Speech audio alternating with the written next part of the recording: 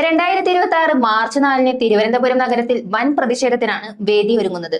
സംസ്ഥാനത്തെ വിവിധ സർക്കാർ സ്വകാര്യ ആശുപത്രികളിൽ ജോലി ചെയ്യുന്ന ഏകദേശം 25,000 നഴ്സുമാർ തിരുവനന്തപുരം നഗരത്തിലേക്ക് എത്തി സെക്രട്ടേറിയറ്റ് വളയുമെന്ന് സംഘടനകൾ പ്രഖ്യാപിച്ചിരിക്കുകയാണ്.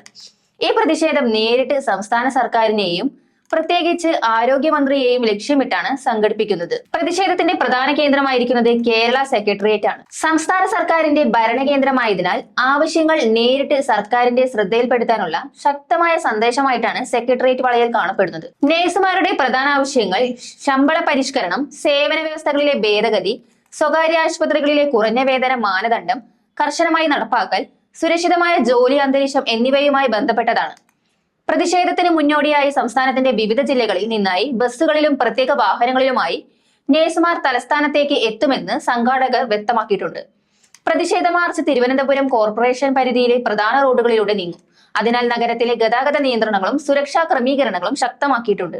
വലിയ ജനസാന്നിധ്യം പ്രതീക്ഷിക്കുന്നതിനാൽ പോലീസ് നിരീക്ഷണവും ബാരിക്കേഡുകളും ഒരുക്കിയിട്ടുണ്ട്. ഈ വിഷയത്തിൽ സംസ്ഥാന ആരോഗ്യ വകുപ്പിന്റെ നിലപാട് ഏറെ ശ്രദ്ധേയമാണ്.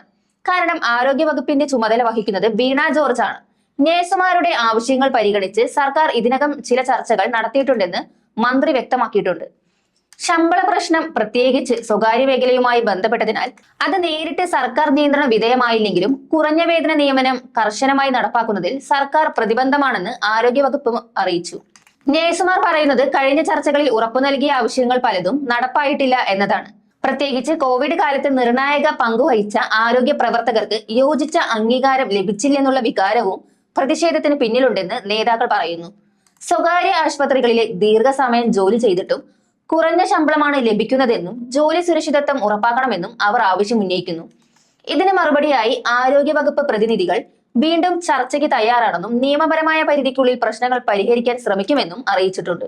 എന്നിരുന്നാലും നാളെ നടക്കുന്ന സെക്രട്ടേറിയറ്റ് വളയൽ പ്രതിഷേധം സർക്കാർ നഴ്സുമാർ ബന്ധത്തിൽ പുതിയ ഘട്ടം സൃഷ്ടിക്കുമോ എന്നത് രാഷ്ട്രീയ നിരീക്ഷകർ ഉറ്റുനോക്കുകയാണ്. തലസ്ഥാന നഗരമായ തിരുവനന്തപുരം വീണ്ടും വൻ പ്രതിഷേധത്തിന് സാക്ഷിയാകുമ്പോൾ പൊതുജനങ്ങൾക്ക് ഗതാഗത തടസ്സങ്ങൾ ഉണ്ടായേക്കാമെന്ന മുന്നറിയിപ്പും അധികൃതർ നൽകിയിട്ടുണ്ട്. സമരം സമാധാനപരമായി നടക്കുമെന്ന പ്രതീക്ഷയിലാണ് സംഘാടകർ. എന്നാൽ ആവശ്യങ്ങൾ അംഗീകരിക്കപ്പെടാത്ത പക്ഷം ശക്തമായ സമര പരിപാടികളിലേക്ക് നീങ്ങുമെന്നും നഴ്സുമാർ വ്യക്തമാക്കിയിട്ടുണ്ട്.